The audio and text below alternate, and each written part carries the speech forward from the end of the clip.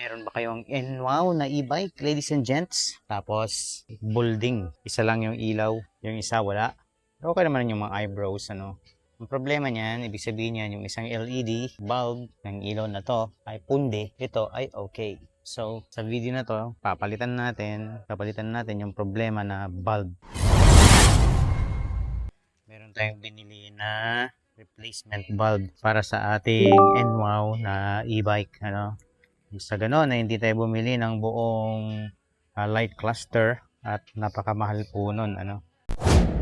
Okay, so kailangan na nating patayin muna. Alright, so pag napatay natin yung susi, marami tayong mga bolts na tatanggalin. So ito, tanggalin natin yung screw. Meron din dito. Then meron din doon sa kabila. Yan. Meron din doon. Tanggalin natin yan. And then, meron din dito guys sa may baba. Right. Okay, so natanggal ko na yan. So ang gagawin natin, tatanggalin lang natin itong tanggalin na lang natin itong kanyang basket. So makikita na ninyo, nandun na yung old na bulb. Nakikita nyo guys, ayan yung old na bulb niya. So yan ang ating tatanggalin ngayon at ipapalit naman natin ito. So sana swak sila. Kasya ka ba? Kasya ba sila? Ayan, parang. Tingnan natin mamaya. Okay guys, so tatanggalin na natin itong screw na ito. Pagkat. Ayan. So ito pa. Tapos tanggalin din natin itong flasher. Ayan. Oops.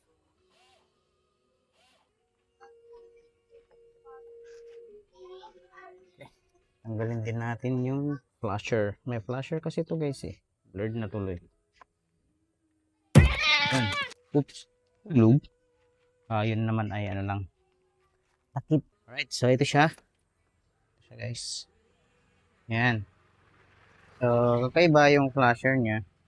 So, ang atin lang tatanggalin talaga dito is ito. Itong bulb na ito kung makikita niyo guys. Meron din siyang housing. Ayan o. So, tanggalin natin yan. Okay, so try natin na tanggalin ito. Kasi itong metal plate na to guys, ito yung nag-hold dito sa parang kanyang ano bulb mismo doon sa may housing. So kung ito ang matatanggal, so preferably magiging ano siya. Ayun oh, kita nyo naman guys. Ayan siya. Right. Okay. Dapat pala tinanggal na lang natin siya dito sa may labas para hindi siya nakaloob. Gulo ko no. So itong papalit natin ay hindi siya exact same thing ng tatanggalin natin guys. Pero parehas lang yung kanyang pagbabarenahan, ano. I think. So ayan oh. Hindi. Ayan. Sa ganyan siya. Parehas. Ngayon, yung ilaw, kasi dito yan eh. Ito. Yun. So, yung kanyang ilaw ay blue, white, at saka green. So, parehas lang, no? Ibig sabihin, hindi ito yung exact replacement bulb para sa ating e-bike. So, ito tayo magkakatra ngayon. Blue sa blue. Tapos, green sa green. White sa white. Kita nyo ba guys? Yung tanggal siya. Tapos yan. So yung nakikita ninyo yun, kita nyo mayroon siyang sunog sa may IC, kaya hindi umiilaw ng maayos ito. Siguro pag napalitan nito, iilaw pa to ng maayos. Okay, so ito naman yung papalit natin. So ito muna tayo. So blue sa blue, try natin. Blue sa blue. So blue sa blue muna, testing lang natin. Tapos white sa white. Yung white hindi masyadong nabalatan, so balatan natin ulit. Pansin ko yung wire para siyang sunog. Blue sa blue, Green sa green, white sa white. Never mind yung red at saka yung ano. Kasi ano yan. Doon yan sa eyebrow. Alright. So, basically, i-connect na natin yung mga basic wirings niya kung nakikita ninyo. Yan. Testing lang naman eh. So, dapat umilaw na yung LED the moment na i-turn natin yung ilaw. Okay, so lagay natin yung susi. Dapat umilaw yung kanyang LED light. Yun! Yun guys, napakaliwanag oh. So, ibig sabihin, successful yung ating pag-install, no? So, gagawin natin, i-recta na natin, wire to wire na natin guys. Okay, so since ang ating headlight ay generic, so dapat itapat din natin siya dito. So, this one, meron kasi siyang ano guys, meron siyang tawag dito. Meron siyang at least medyo ano, pasok, medyo lang naman. So, ito kasi, ito guys, dito siya.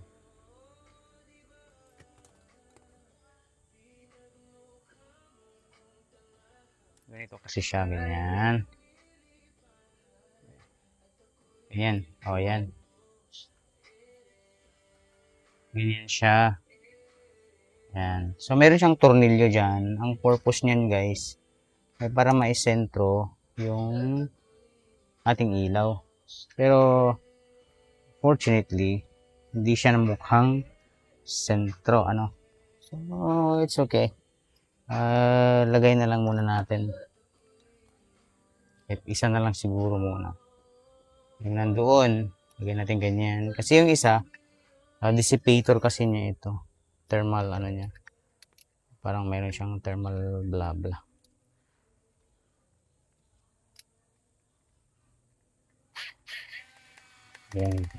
Ganyan siya guys. Yan. So at least medyo nakagitna yung ilaw. Although yung kabila guys, wala siyang talagang ilaw. Kasi ito hindi siya nakatornilyo. But it's alright. So lagyan na lang siguro natin ng thermal paste nang sa ganun ay magkaroon siya ng magandang contact dito sa kanyang heat dissipator, nang sa ganun ay hindi siya mag-overheat. So, kuha tayo ng thermal paste. Saglit lang. Meron akong thermal paste dito guys. Ginagamit to sa pag aayos ko ng laptop. So, this one. Yan, kailangan nating lagyan ng thermal paste itong ating heatsink, nang sa ganun ay magkaroon ng magandang contact yung heat at saka yung metals. Sa ganun, pag uminit yung ating sa loob, uminit yung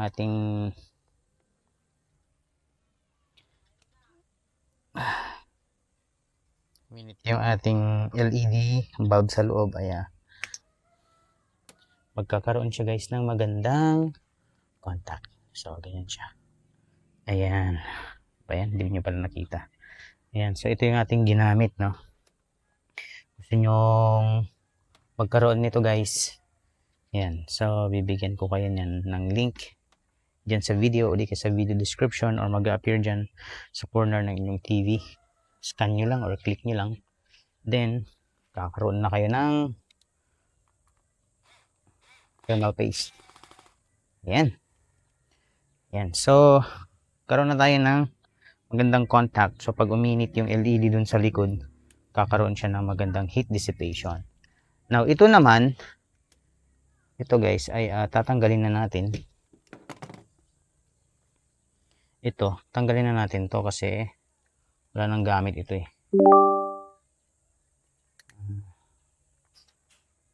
Yan. Wala nang gamit yan. So, ito lang ang iilaw.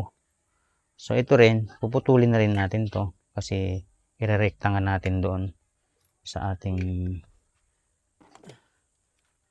e-bike yung mga connections niya. So, i-strip din natin to, gaya ng ginawa natin dun sa main wiring connectors ng sa e-bike side. Yan. Okay. Yan. Then, yan. So, meron na tayo, no? Susunod nito, guys, atin na siyang center. Try natin i-center yung bilog. Yan. Kasi isa lang yung nag-hold na isa lang kasi yung nag-hold na tornilyo niya, so may tendency na siya ay lumuwag, no? Pero it's okay. Kabit na natin. Ayan, so ito na yung mga wires na tatlo. Ito. Siguro mas maganda tanggalin muna natin itong tornilyo dito para may kabit natin yung wires ng maayos, kasi di kasi siya ano eh.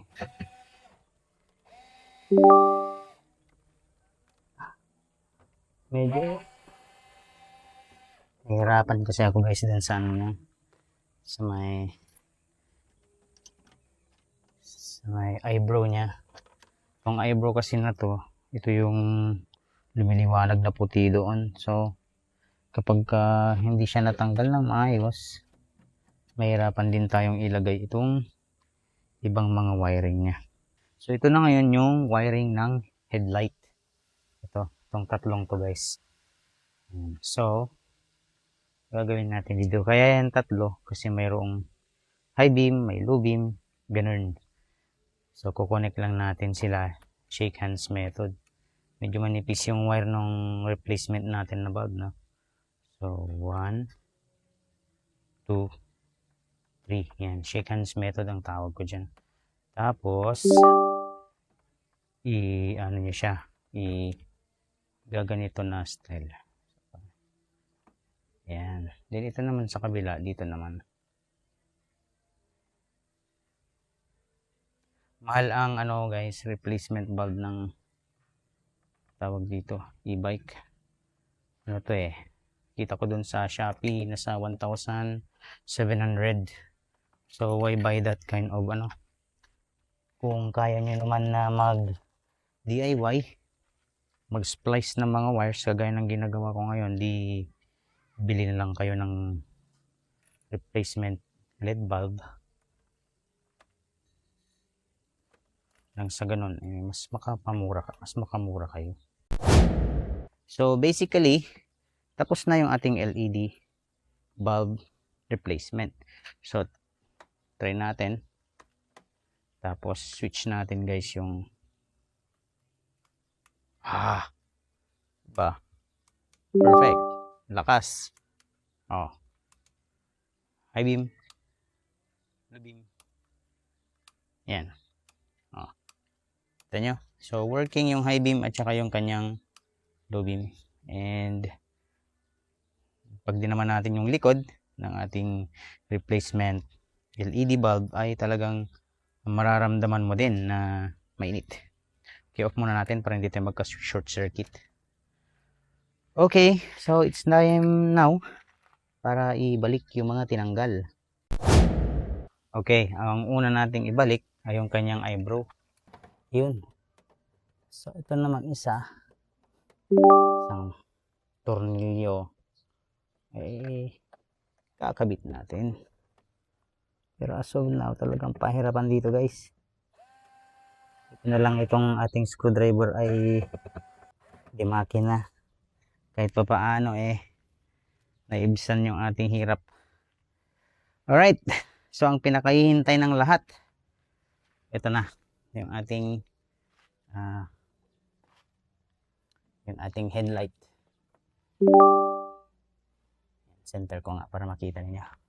So ito, nakadepende to sa bracket, ayan o.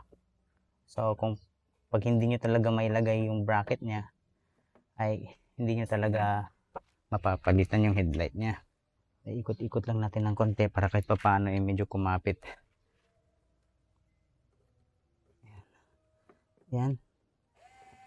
Yan o. Okay.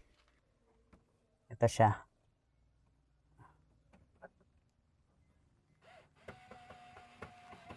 Yun o. Pasok na siya guys. Yun. Alright. So, natapos din natin na ilagay yung replacement bulb. Ngayon, tetesting natin sa harapan. Okay. So, isi-switch ko na guys yung susi. Then, i-on ko na yung ilaw. Ayan, dapat nakikita nyo na umiilaw na yung kanyang. Ayan, so dalawa na ba yung kanyang headlight? Dalawa na. Kita nyo naman, oh. Oh, ayan. Eye level yan guys. So, yung ating replacement attempt ay successful. Kita nyo naman guys, umiilaw, di ba? Oh. So, yung mga tornilyo na pwede pa nating ilagay, ibalik na. Yan. So, very successful yung ating replacement ng bulb using a generic bulb para sa ating e-bike. Oh, ngayon guys, sana may natutunan kayo sa video na ito ngayon, ang last na lang natin na gagawin, babalik na lang natin yung tinanggal natin na panel, which is that. At pagkatapos niyan, tapos na. Okay, gawin na natin ngayon. Ito, wala talaga siyang tornilyo yung binili namin. So, babalik din namin na walang tornilyo. Pero pag meron kang extra dyan,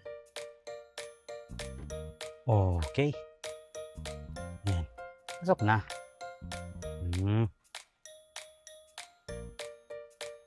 Okay. Yan. Sana meron kayong natutunan sa video na ito. Please subscribe kung hindi pa kayo subscribers, nang sa ganun ay dumami tayo sa channel na to.